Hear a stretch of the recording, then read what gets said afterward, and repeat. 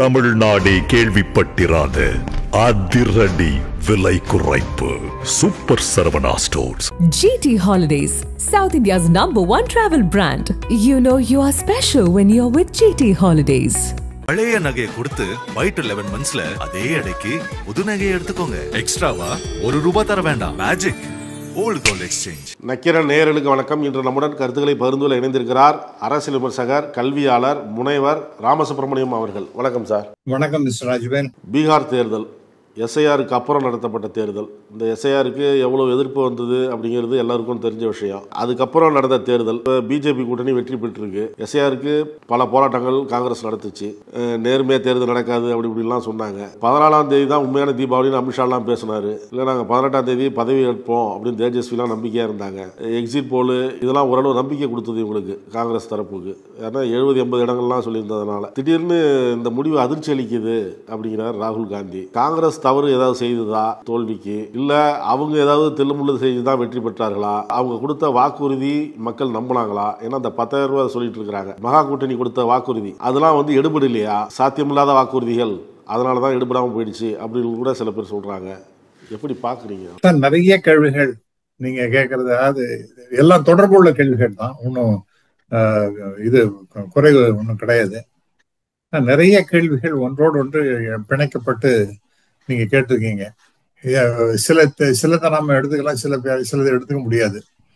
உதாரணமாக இந்த எஸ்ஐஆர் அல்லது சார் அப்படின்னு இன்னைக்கு எல்லா இடத்துலையும் பேசப்படுகின்ற அந்த ஓட்டர் லிஸ்ட் தயாரிச்சது இருக்க, அதுதான் ஆரம்பம் சார். முதல் கோணல், முற்றிலும் கோணல் அப்படிங்கிறதுக்கு முதல் கோணல்ங்கிறது இந்த எஸ்ஐஆர்.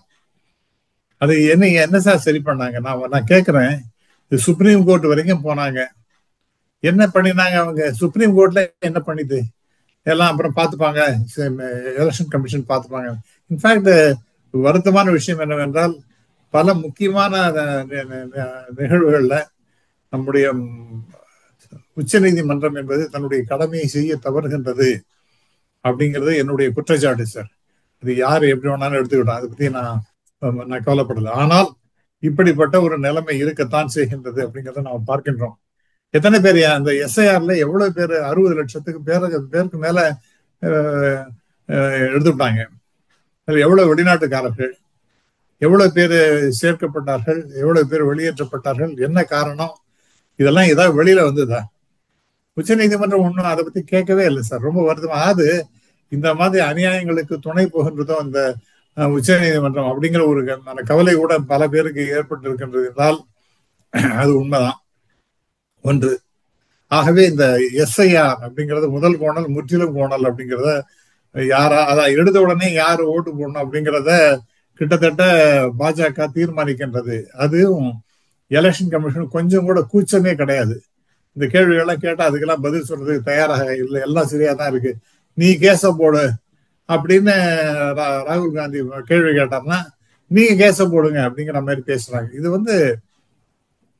அநியாயம், இந்த நாட்டிலே அநியாயம் அப்படின்னு ஒரு சினிமா பாட்டு ஒண்ணு இருக்கு. அது மாதிரிதான் வருத்தமா இருக்கு. அதை தான் பாடி நான் உட்காந்துருக்கணும் போல இருக்கு. இதுக்கு சரியான முடிவு இருப்பதாக தெரியல. ஆகவே எஸ்ஐஆர் மிகப்பெரிய மோசடி, எலெக்ஷன் மோசடி என்று நான் கருதுகின்றேன். அதை சரி பண்ணாத முடியாமல் போச்சுன்னா இந்த இந்திய நாட்டினுடைய ஜனநாயகமே மிகப்பெரிய கேள்விக்குறியாக மாறும். அதை நோக்கித்தான் இந்த எலெக்ஷன் ஒரு முன்னோடியாக திகழ்கின்றது. ஒரு கிளாசிக் எக்ஸாம்பிளாக எப்படி எலெக்ஷன்ஸ் ப்ராசஸை சபட்டாச் பண்ண முடியும் அப்படிங்கிறத செய்வதாக நான் பார்க்கின்றேன். ரெண்டாவது, அதாவது அரசாங்கத்தினுடைய பணத்தை எடுத்து அதையே லஞ்சம் என்ற பெயர் இல்லாமல் ஒரு உதவி என்ற பெயர்ல கொடுக்கிறது. ஆனா அது லஞ்சம் தான். எதுக்காக? 10,000 ரூபாய் ஒரு பெண்மணிக்கும் கிட்டத்தட்ட 1,25,00,000 பெண்களுக்கு 10,000 ரூபாய் கொடுத்துருக்காங்களாம். என்ன அது அப்படின்னு பார்த்தீர்கள் என்றால் அது எவ்வளவு ரூபாய் தெரியுமா? 12,500 கோடி ரூபாய்களை, அதாவது எலெக்ஷனுக்கு லஞ்சமா பணம் கொடுக்கணும் அப்படின்னு இத்தனை ரூபாய் அத்தனை ரூபாய் கேஷ் ஃபார் ஓட் அப்படிம்பாங்களே, அப்படி ரொம்ப கஷ்டப்பட்டு எலெக்ஷன் நிற்கக்கூடிய அந்த கட்சிகள்லாம் கவலைப்படுவாங்க. ஆட்சியில் இருக்கின்றது என்ற ஒரே காரணத்தை வைத்துக் கொண்டு ஆட்சியில அரசாங்கத்தினுடைய பணத்தை, அதாவது பொதுமக்கள் பணத்தை எடுத்து கொஞ்சம் கூட கூச்சமே இல்லாமல் அதை எல்லாருக்கும் விநியோகம் பண்ணினது அப்படிங்கிறது மிகப்பெரிய மோசடிகளும் மோசடி. இதுவரைக்கும் பார்க்காத மோசடி, இந்த இந்தியாவே பார்க்காத மிகப்பெரிய மோசடி. இவங்க தான் ரேவடி கல்ச்சர்னு சொன்னாங்க சார். இதே பிரைம் மினிஸ்டர் தான் இலவசங்களை எல்லாம் கேவலமா பேசின்னு வரவர். ஆனால் அதே பிரைம் மினிஸ்டர் இன்னைக்கு என்ன அரசாங்கத்தின் மூலமாக லஞ்சத்தை கொடுத்து ஓட்ட வாங்கிட்டாங்க. இதெல்லாம் எவ்வளவு கேவலமான ஒரு விஷயமாக இருக்கின்றது. அந்த லஞ்ச பணத்தை கொடுத்தது யாரு? அரசாங்கத்துல கொடுக்கறது என்றால் அது பொதுமக்களுடைய பணத்தை எடுத்து கொடுத்துருக்காங்க. இதெல்லாம் இது எதிர்கட்சிக்கு அந்த வாய்ப்பு இருக்கா? வாய்ப்பே கிடையாது. ஆகவே இது ஒண்ணு. அடுத்து பாத்தீங்கன்னா இன்னொரு 2 லட்சம் நான் கொடுக்குறேன் உங்களுடைய தொழில் தொடங்குவதற்கு உதவி செய்வதற்காக 2 லட்சம் கொடுக்குறேன்னா எல்லாரும் வாயப்படுறதுன்னா அடையாடா 10,000 ரூபாய் வந்தாச்சு, இன்னொரு 2 லட்சம் வரப்போகின்றது அப்படின்னு அவங்க எல்லாம் மயங்கி இவங்க பின்னாடியே போயிட்டாங்க. ஆகவே இதுதான் சார் முக்கியமான காரணமா நான் பாக்குறேன். இந்த வெற்றி அப்படிங்கிறதுக்கு இந்த மாதிரி ஒண்ணு, எலெக்ஷன் கமிஷன் ஒண்ணு, இந்த 10,000 ரூபாய் பணம் ஒண்ணு, அப்புறம் 2 லட்சம் ரூபாய் பணம் தொழில் தொடங்க உதவி அப்படிங்கிற ஒரு உறுதிமொழி, இப்படிப்பட்ட டால் ப்ராமிசஸ். அதே சமயத்துல ஆர்ஜேடி கொடுத்த ஒரு தேர்தல் அறிக்கையில என்ன பாத்தீங்கன்னா, ஒரு வீட்டுக்கும் யாருக்காக ஒருத்தருக்கு வேலை கொடுக்கப்படும், அரசாங்க வேலை அப்படின்னு பாத்தீங்கன்னா கிட்டத்தட்ட அதெல்லாம் வர்ச்சுவலா நடக்காத சமாச்சாரம். அப்படி என்ன பார்த்தீர்கள் என்றால் அந்த மாதிரி கொடுக்கணும் அப்படின்னு சொன்னா கிட்டத்தட்ட 6 டைம்ஸ் பட்ஜெட்டு உள்ள பணத்தை ஒதுக்கணுமா. அதெல்லாம் impossible to perform, impossibility of performance அப்படிம்பாங்க. அதுவும் நடந்திருக்கின்றது. ஆகவே இவங்களை முடியாத சில உறுதிமொழிகள்லாம் கொடுக்கறது, அவங்க உறுதிமொழிகள்ங்கிற பேர்ல லஞ்சத்தை கொஞ்சம் கூட கூச்சம் இல்லாம விநியோகம் செய்வது, இப்படி எல்லாம் ஜெயிச்சு. மூன்றாவதாக இது ஒரு முக்கியமான ஒரு விஷயமும் கூட, ஒரு எலெக்ஷன் வருதுன்னா ஒரிசால என்ன பண்ணாங்க, தமிழ்நாட்டுல தான் அந்த பூரி ஜெகநாத் கோயிலுடைய சாவி இருக்கின்றது, அந்த பொக்கிஷம் இங்க வந்துடும், எல்லாமே தமிழ்நாட்டு தூக்கின்னு போடுவாங்கன்னு சொல்லிட்டு ஒரு அநியாயமான குற்றச்சாட்டை கொஞ்சம் கூட பயமே இல்லாம தேசத்துக்கு, அதாவது தேச பாதுகாப்புக்காக பேசுகின்ற நம்முடைய பிரைம் மினிஸ்டர், அதே மாதிரி ரொம்ப பாதுகாப்பு அப்படின்னு இந்தியாவுடைய பாதுகாப்பு உயர்ந்த உச்சநிலை பாதுகாப்பு நாம வச்சிருக்கோங்க பேசுகின்ற அமித்ஷா அவர்கள், இதெல்லாம் என்ன பண்ணாங்க, எல்லாரும் சேர்ந்து கடைசியில் தமிழ்நாட்டை ஒரு வில்லன் மாதிரி சித்தரிச்சு அந்த இடத்துல ஒரிசாலையும் தமிழனை கேவலப்படுத்தி ஓட்டு வாங்கினாங்க. அதே மாதிரி தமிழனுக்கு எகன்ஸ்டாக பேசி பாருங்க தமிழ்நாட்டுல அவங்க சொன்னது டிஎம்கேன்னு சொல்ற, டிஎம்கே யாரு? தமிழ்நாட்டினுடைய ஆட்சி தான் நடக்கிறது. ஆகவே தமிழ்நாட்டுல இருக்கிறவங்க எல்லாம் அவங்களெல்லாம் கேவலமா ட்ரீட் பண்றாங்க அப்படின்னு சொல்லிட்டு பீகாரிஸ கேவலமா ட்ரீட் பண்றாங்க அப்படின்னு ஒரு கொஞ்சம் கூட கூச்சமே இல்லாம பொய்ய சொல்லி அதெல்லாம் இல்ல, ரொம்ப இங்க மகிழ்ச்சியாக இருக்கின்றோம், நன்றாக படிக்கின்றோம், நல்ல பணப்புழக்கம்லாம் இருக்கின்றது, கல்வி அருமையான கல்வி இருக்கின்றது, இவங்கெல்லாம் இங்க பேசினதெல்லாம் எடுத்து அங்க போட்டாலும் கூட அதெல்லாம் எடுபடி ஆகல. அங்க அந்த எலெக்ஷன் ஆக தமிழனை திட்டுறது அப்படிங்கிறதையும் வச்சுட்டு இருக்காரு. இப்ப இங்க என்ன பேசுவார் அடுத்தது? இங்க தமிழ்நாடு மாதிரி ஒண்ணுமே கிடையாது, கல்வி கேட்காக அப்படின்னு ஏதோ ஒரு இது பேசுவார், ஒரு திருக்குறளை அதை கொலை பண்ணி பேசி உடனே இங்க இருக்கிறவங்க ஆக நம்ம பிரைம் மினிஸ்டர் தமிழ்ல பேசிட்டார் பாருங்க, திருக்குறள் எல்லாம் எடுத்து சரளமா பேச ஆரம்பிக்கிறார் பாருங்க, பிளைட்ல வரும்போதெல்லாம் நெட்டு பண்ணி இங்க கரெக்டா ஒப்பிச்சுட்டாரு பாருங்கன்னு சொல்லிட்டு ஏதோ பெரிய அவரை பத்தி உலகமாக அதிசயம் போல அவரை பத்தி பேசிட்டு இருக்கிறது. ஆகவே இது ஒரு முக்கியமான காரணம்.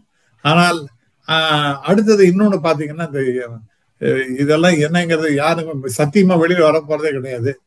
ஓட்டிங் மெஷின்ஸ்லாம் இன்னும் அந்த ஏதோ ஒரு பெரிய லாரியில புதுசா கொண்டு வராங்க, புதுசா எடுத்துன்னு போறாங்க. இந்த மாதிரி மோசடிகள்லாம் நடக்குது. இதெல்லாம் யாரு கேட்கறது? இந்த இந்த மாதிரி மோசடிகள் இதை நம்ம வீடியோல பார்த்தது தானே சார். நானா ஒன்னும் எடுத்துக்கட்டி பேசலையே. வர வச்சு. ஆகவே இதெல்லாம் இப்படி எல்லாம் பண்ணினா உங்களுக்கு டெஃபினட்டா எலெக்ஷன் வெற்றி தானே பெற முடியும். அதனால முன்னாடி அவர் 160க்கு மேலே சொல்லிட்டு அவர் ஜம்முன்னு போய் படுத்து தூங்கிட்டார். அவர் யார்? அமித்ஷா. நாங்க 160 இடத்துக்கு மேல அந்த சொன்ன போதே மிகப்பெரிய சந்தேகம் வந்து 160 இடம் அப்படின்னு சொன்னது எல்லாம். ஏன்னா ஒரு 110 இடம் 15 இடம் வர்றதுக்கே ததின தோந்தாளம் போடணும். அந்த இடத்துல அவங்களுக்கு இவ்வளவு வருகின்றது என்றால் என்ன செய்ய முடியும் நீங்க? ஆகவே நீங்க வந்து காங்கிரஸையோ அல்லது ஆர்ஜேடியோ நீங்க குறைய சொல்லி நம்பிக்கையில சொல்றது தானே 160ங்கிறது ஒரு நம்பிக்கையில சொல்றது தானே. நான் இல்லைன்னு சொல்ல சார். ஆனா இந்த மாதிரி எல்லாம் ஒரு ப்ரிப்பரேஷன்லாம் ரெடி பண்ணியாச்சுன்னா அவருக்கு அதனுடைய முடிவு தெரியுமில்ல. நம்பிக்கை மட்டுமல்ல, உறுதித்தன்மையா அவருக்கு தெரிகின்றது. ஏன்னா எலெக்ஷன் கமிஷன் அவங்க பேக்கெட்ல நாம சொல்றதெல்லாம் செஞ்சுட்டாங்க. அவங்களுக்கு கொஞ்சம் கூட நேர்மை நாணயம் எதுவுமே கிடையாது எலெக்ஷன் கமிஷனுக்கு. அது ஒரு அடிமை சாசனம் எழுதி கொடுத்த ஒரு ஆர்கனைசேஷன். அது பிஜேபியினுடைய ஒரு அரங்கம். அது 10,000 ரூபாய் பணம், 2 லட்சம் ரூபாய் பணம் உறுதிமொழி. அடுத்தது இந்த தான் அந்த ஓட்டிங் மெஷின்ஸ் எல்லாம் கொண்டு போய் மாத்தினதாகலாம் நிறைய பேச்சுக்கள்லாம் வந்து கொண்டிருக்கின்றது. இதுக்கெல்லாம் பதிலே வரப்போறது சத்தியமா வராது. அப்புறம் இதை தாண்டி உச்ச நீதிமன்றமும் ஒரு வழவழான்னு சொல்லிட்டு அது தான் பொறுப்பை தட்டி கழித்து இந்த நாட்டுக்கு இவ்வளவு பெரிய கெடுதல் வந்துட்டு இருக்கேங்கிறத பத்தி கொஞ்சம் கூட கவலைப்படாத ஒரு உச்ச நீதிமன்றம். இப்படிலாம் இருக்கும்போது நிச்சயமா பாஜக வெற்றி பெறாம இருந்தால்தான் சார் ஆச்சரியம். இந்த என்டிஏ கூட்டணி இவ்வளவு பெரிய வெற்றியை பெறாமல் இருந்தால்தான் ஆச்சரியம். ஆகவே அவங்க இந்த அதே சமயத்துல இந்தியா கூட்டணிக்கு இவ்வளவு பெரிய தோல்விங்கிறது ரொம்ப வருத்தமா தான் இருக்கின்றது. இதெல்லாம் வந்து நல்ல ஜனநாயகத்துக்கு எடுத்துக்காட்டாகவே நமக்கு தெரியல சார். என்டிஏவில் நடந்த விஷயங்கள்லாம் குறிப்பிட்டீங்க. அதே போல் ஆர்ஜேடி கொடுத்த வாக்குறுதியும் நிறைவேற்ற முடியாத வாக்குறுதிங்கிறதையும் அதையும் குறிப்பிட்டீங்க. காங்கிரஸ் சில விஷயங்களை செஞ்சுருக்கணும், அது செய்ய தவறியது தான் இந்த தோல்வி. அதாவது கூட்டணி காட்சிகளை அரவணைத்து போகணும். அந்த தொகுதி பங்கீடு, முதல்வர் வேட்பாளராக தேஜஸ்வியை அறிவிக்க காலதாமதம் செய்தது, இந்த மாதிரி விஷயங்கள்லாம் வந்து காங்கிரஸ் செஞ்சிருக்கு அப்படிங்கிறாங்க. உண்மைதான். அதாவது ஒரு மெக்னானிமிட்டி இருக்கணும். ஒரு அரசியல்னு வந்து விட்டு கொடுக்குற பக்குவம் மனப்பான்மை வேணும்.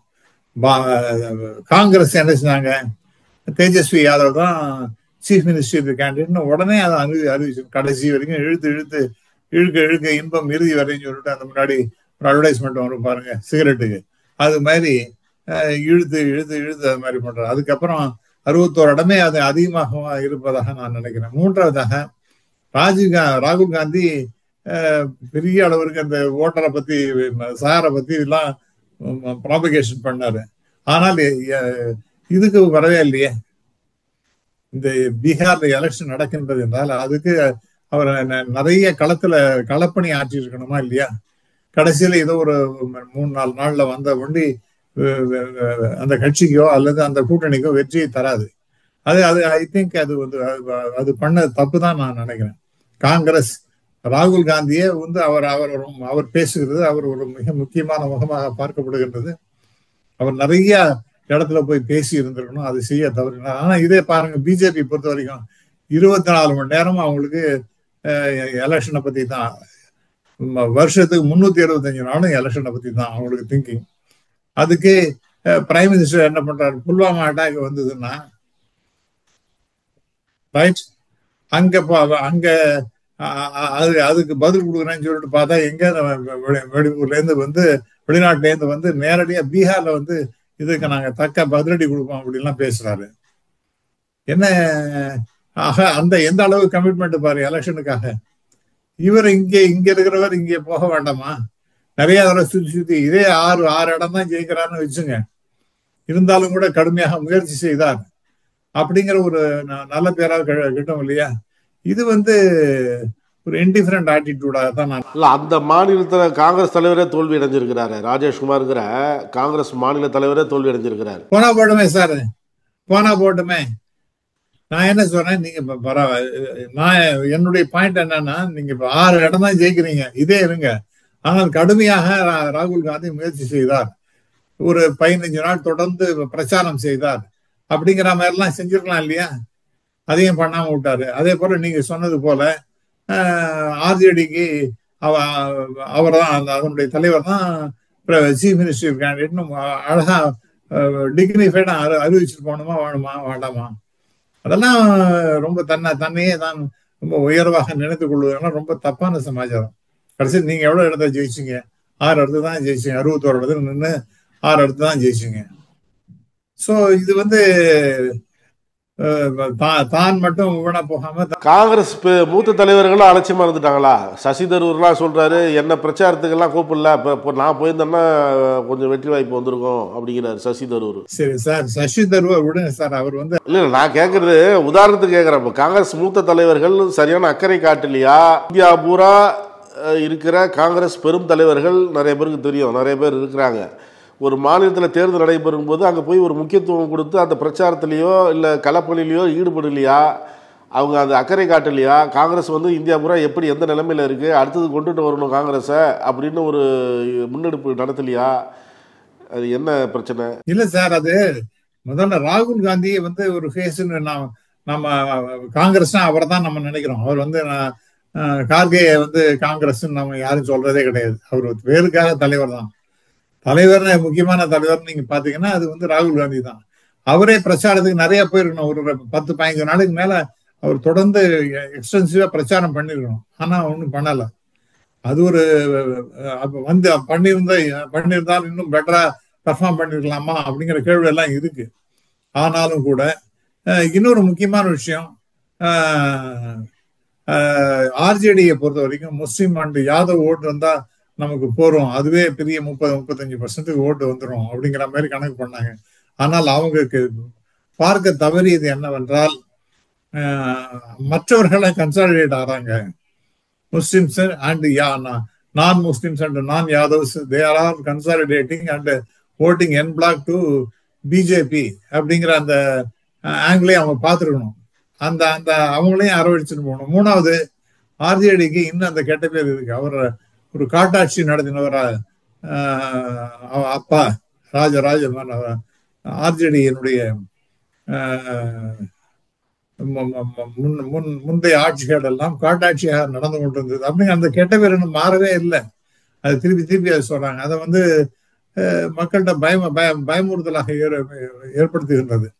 இது ஒரு ஆங்கிளை நாம பார்க்கணும் சார். தேர்தல் வியூக வகுப்பாளராக இருந்தார் பிரசாந்த் கிஷோர். இப்ப அவரு ஒரு தொகுதியில கூட வெற்றி பெறலையே. ஆமா சார், அவர் எப்படின்னா எந்தெந்த கட்சி ஜெயிக்கும்னு நமக்கு நன்றாக தெரிகின்றதோ அந்த கட்சிக்கு நான் தேர்தல் வகுப்பாளராக இருக்கின்றேன், பொறுப்பாளராக இருக்கிறேன், நான் வியூகத்தை தயார் செய்து விடுறேன்னு அவர் சொல்லுவார். அவருக்கே முடியலையே, அவருடைய நிலைமையே சைஃபர். சோ அதுல இருந்து என்ன தெரியுதுன்னா, அவர் தேர்தல் வகுப்பு யுக்தியாளராக இருக்கின்றார் என்றால் அவர் எந்த குதிரை எந்த இடத்துல வெற்றி பெறும் அப்படிங்கிறத நல்லா கவனிச்சு அதுக்கு உதவி செய்யறதுக்கு போய் அதுல பணமும் பண்ணிட்டார் அவர். ஆனா அங்க அவருடைய பருப்பு அங்க பீகார்ல வேகல, அவருடைய சொந்த இடத்துலயே வேகல, அவ்வளவுதான். பேசும்போது சொன்னீங்க ராஷ்டிரிய ஜனதாதளம் அந்த ஆர்ஜேடியுடைய கடந்த கால ஆட்சி மோசமா இருந்தது, அது இன்னும் மக்கள் மறக்கல அப்படிங்கிற மாதிரி நீங்க சொன்னீங்க. ஆனா வாக்கு சதவீதத்துல ராஷ்டிரிய ஜனதாதளம் தான் 22.99% அதிகமா வாங்கியிருக்கு. ஆமா, நீங்க கம்பேர் ஒண்ணு சார், ராஷ்டிரிய ஜனதா தள் எவ்வளவு இடத்துல 140 இடமும் நின்னுது. ஆமா, காங்கிரஸ் அவ்வளவு இடத்துல நிக்கணும், அவங்க பிஜேபி அவ்வளவு இடத்துல நிக்கிற 105 இடமா 110 101 அவங்க 101 இவங்க 101 இவங்க 101. சோ அந்த கணக்கு நீங்க பண்ணி பாத்தீங்கன்னா இது 140 இடத்துல அவங்க நின்றுந்தால் what would have been the percentage of vote அப்படிங்கிறதையும் நீங்க பார்க்கணும். அதனால இவங்க ஆர்ஜேடி அவங்களுடைய இருப்பை தக்க வச்சு கொண்டிருக்கின்றார்கள். அதை இம்ப்ரூவ் பண்ணணும் சார், அதை இம்ப்ரூவ் பண்ணணும், அப்பதான் ஜெயிக்க முடியும். நீங்க எனக்கு இருக்கிற ஓட்டு அப்படியே இருக்குன்னு சொன்னா அதெல்லாம் வெற்றியை தராது. பீகார் தேர்தல் முடிவு அடுத்தடுத்த கேரளா, மேற்கு வங்கம், இங்கெல்லாம் பாயும் அப்படிங்கிறாரு, தமிழ்நாட்டிலலாம் பாயும் அப்படிங்கிறாரு மோடி. இங்க இருக்கிற பிஜேபிக்காரங்களும் அதான் சொல்றாங்க, பீகார் தேர்தல் முடிவு இங்கேயும் வரும் அப்படின்னு சொல்றாங்க. எஸ், பாருங்க, நேற்றுக்கு இந்த வெற்றி விழாவில் அவர் பேசும்பொழுது வெஸ்ட் பெங்காலை பத்தி பேசுகின்றார். அதே மாதிரி தமிழ்நாட்டையும் இதே மாதிரி ஒரு நிலைமை வரப்போகின்றது, எங்களுடைய ஆட்சி மலர போகின்றது 2026ங்கிற மாதிரி பேசுறாரு அவர். ஸோ அதுக்கு முன்னாடி எல்லாம் 2026 பத்தி பேச்சே கிடையாது. நாங்க இப்ப எங்களுடைய இலக்கு இது கிடையாது, 2029 தான் எங்களுடைய இலக்குன்னு பேசினவர் திடீர்னு அதுக்கு ரொம்ப முக்கியத்துவம் கொடுக்கின்றார் என்றார்.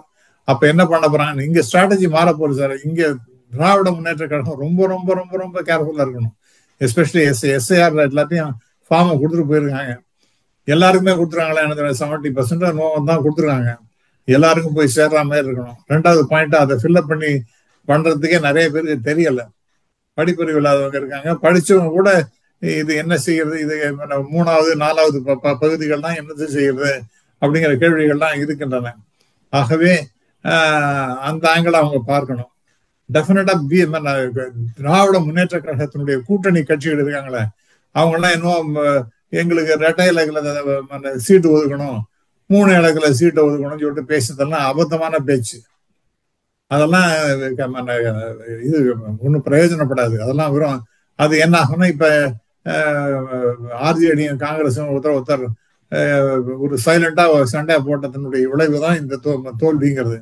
அதனால இவங்கெல்லாம் ரொம்ப ஓவரா எல்லாம் ஆக்ட் பண்ணாம திராவிட முன்னேற்ற கழகம் அவங்களுக்கு வெற்றி கிடைக்கணும், மற்ற கட்சிகளுக்கும் வெற்றி கிடைக்கணும். அது போன்ற ஒரு நல்ல சுமூகமான நிலைமையில அந்த கூட்டணி பேச்சானது நடைபெறணும். அதுக்காக சண்டை போட்டு நாம் பிரிஞ்சு போறேங்கிற மாதிரிலாம் பண்ணக்கூடாது, ஒரு விஷயம். ரெண்டாவது, திராவிட முன்னேற்ற கழகம் ரொம்ப ரொம்ப கேர்ஃபுல்லாக இருக்கக்கூடிய நேரம் இது. ஏன்னா பிஜேபி பொறுத்த வரைக்கும் என்ன வேணாலும் பண்ணுவாங்க, என்ன வேணாலும் பண்ணுவாங்க. இப்ப எலெக்ஷன் கமிஷன் அவங்க பாக்கெட்ல இருக்கு. அவன் என்ன சொல்றான்னா, அது மாதிரி எலெக்ஷன் யாரை டிஎம்கே ஜெயிச்சுன்னா கூட டிக்ளேர் பண்ணும்பொழுது இல்ல என்டிஏ இருக்கிறவங்க தான் ஜெயிச்சாங்கன்னு சொல்லிட்டு பொய்யான விஷயங்கள்லாம் சொல்றதுக்கு வாய்ப்பு இருக்கு. ஆகவே ரொம்ப கேர்ஃபுல்லா அவங்களோட இருக்கணும். இது ரொம்ப முக்கியமான விஷயம். மூன்றாவதாக, I think it is my suggestion, DMK கூட இவங்க 10,000 ரூபாய் பணம் கொடுத்தாங்க இல்லையா, என்னதான் இருந்தாலும் கடைசியில் இட் இஸ் மணி மணி மணி. அதுதான் சார் மக்களை ரொம்ப ரீச் பண்றது. ஸோ இந்த 1000 ரூபாய் கொடுத்துருக்கேன், அதனால மக்கள் ஓட்டு போட்டுருவாங்க, நம்ம அதெல்லாம் பண்ண முடியாது. நீங்க ஒரு பல்கா ஒரு அமௌண்ட்டை விடுவான். அவன் பிஜேபி பண்ணா இல்லையா, ரேவடி கல்ச்சர் கண்ணா திட்டிவிட்டு இப்ப அவங்களே இந்த இலவச கொடுத்தாங்க இல்லையா, அது மாதிரி கடைசி நேரத்துல இந்த பொங்கல் பரிசை கொஞ்சம் தள்ளி தருகின்றோம். ஏனென்றால் இப்ப பினான்சியல் கண்டிஷன் கொஞ்சம் சரியாக இல்லாதனால் இந்த பொங்கல் பரிசு என்பது 10,000 ரூபாய் உண்டு, அதை சற்று தள்ளி தருகின்றோம் அப்படிங்கிற மாதிரி அனௌன்ஸ்மெண்ட் ஒண்ணு பண்ணிவிட்டு அவங்க பாட்டு பணத்தை கொண்டு போய் கடைசியில கொடுக்க வேண்டியதுதான். அரசாங்கம் பணத்தை நீங்க எலெக்ஷனுக்கு இவங்ககிட்ட அதாவது கட்சி செலவு பண்றதுங்கிறது அது என்னவோ இருந்துட்டு போட்டோம். அரசாங்கத்திட்டே லஞ்ச பணம் தான், அது கேஷ் ஃபார் ஓட்டு தான் அது.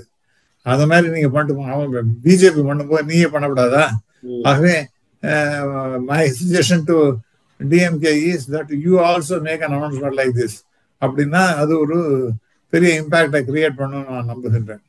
அதனால ஒருத்தருக்கு சண்டை இல்லாம எல்லா கட்சிகளும் ஒத்துமையாக செயல்பட்டு இந்த கூட்டணி கட்சிகள்லாம் இன்டாக்டா இருந்துட்டு இந்த தேர்தலை சந்தித்தார்கள் என்றால் எல்லாருக்கும் வின் சிச்சுவேஷனாக மாறும் என்று நான் உறுதியாக நம்புகிறேன்.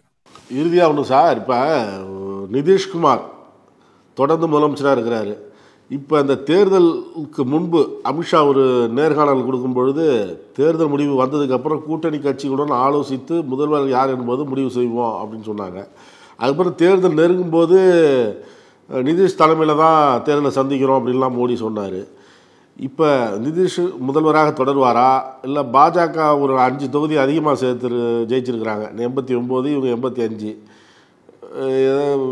பாஜகவை சேர்ந்தவர் தான் முதல்வராக வருவாரா, அதை எப்படி பாக்குறீங்க? இல்ல இப்ப இம்மீடியட்டா நிதிஷ்குமாருக்கு ஒன்றும் பிரச்சனை இருக்காது சார். ஏனென்றால் அவருக்கு 85 இடமும் இன்னும் இருக்கு, பிஜேபிக்கு 89 இடம் இருக்கு. ஆகவே இது ஒரு சைசபிள் நம்பர் தான்.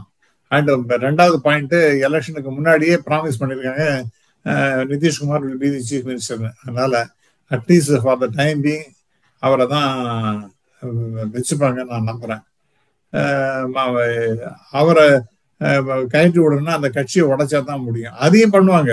அது கொஞ்ச நாள் ஆகலாம். It may take some more time. ஆனால் டெஃபினட்டா அதுவும் நடக்கிறதுக்கு வாய்ப்பு இருக்கு. இம்மீடியட்டா நிதிஷ்குமார் தான் சீஃப் மினிஸ்டர் ஆவார். எதிர்காலத்தில் நம்ம ஒரு வருஷம் 2 வருஷம் பிறகு என்ன மாறுதல்கள் ஏற்படும்னு இப்ப நம்மளால கணிக்க முடியும். அந்த சமயத்துல நிதிஷ்குமாரை தூக்கி போட்டுட்டு பிஜேபி சார்பாக யாராவது சீஃப் மினிஸ்டராக வருவதற்கு வாய்ப்பு இருக்கு. ஏன்னா பாஸ்வான் கட்சி அவங்களுக்கும் ஒரு நல்ல சைஸபிள் நம்பர் 20 இடத்துக்கு மேல ஜெயிச்சிருக்காங்க. 19 கிட்டத்தட்ட 20 தான். ஸோ 20 இடம் அவங்களுக்கு ஜெயிச்சிருக்காங்கன்னா that is also sizable number. அதுக்கப்புறம் இதே ஜேடிக்கே உடைச்சிருவாங்க சார். அதுலேருந்து உடைச்சு இழுத்துருவாங்க. அதெல்லாம் பின்னாடி பார்த்துப்பாங்க.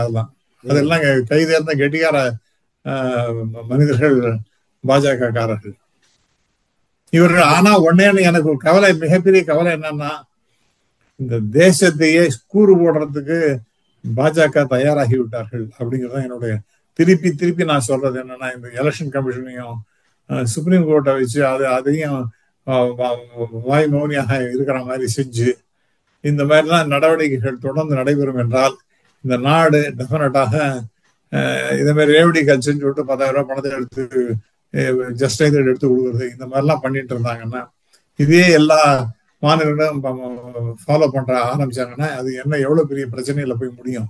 ஆகவே இது தேசத்தை பிளவுபடுத்தும் வகையில ஒரு பிளவு சக்தியாக பிஜேபி மாறிக்கொண்டிருக்கின்றது என்பது என்னுடைய மிகப்பெரிய கவலையாக இருக்கின்றது. இந்த தேசத்தின் மீது மிகப்பெரிய பற்று கொண்டவன் என்கின்ற முறையில இந்த விஷயங்கள்லாம் என்ன மிகப்பெரிய கவலையை தருகின்றது. கருத்துக்களை பகிர்ந்துள்ளதற்கு நன்றி. நன்றி sir. Thank you very much. Nakkeeran டிவிக்கு சப்ஸ்கிரைப் செய்யுங்கள். உங்கள் ஆதரவே எங்கள் பலம். ஆசிரியர்களுக்கு நண்பனாகவும் மாணவர்களுக்கு ஆசானாகவும் திகழும் தேர்வு வழிகாட்டி. ஒவ்வொரு பாடத்திற்கும் அனுபவமிக்க ஆசிரியர்களின் துல்லியமான தெளிவான விடைகள். CNC இருக்கு, தேர்வு பயம் எதற்கு? இது தீரன் பப்ளிஷிங் ஹவுஸ் விற்பனை வெளியீடு.